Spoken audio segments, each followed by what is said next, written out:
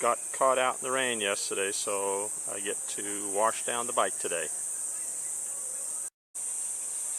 Step 1, pre-spray all of the tough areas.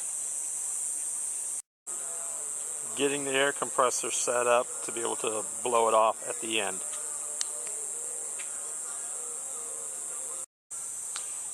Using the spray hose attachment to completely wash down and soap up the bike.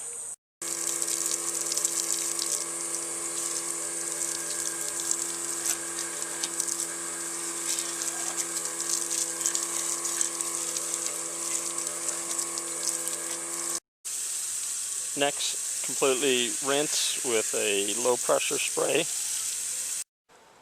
Next, I use an air blower to blow off as much of the water as I can.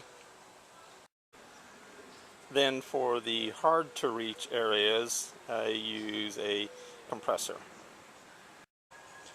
Then start wiping it down completely top to bottom with cloths. After completely wiping it down using 2 different types of blowers and an air compressor, then it's polish and shine. Okay, here we go. This is what it looks like when it's all clean and detailed and polished and ready to ride.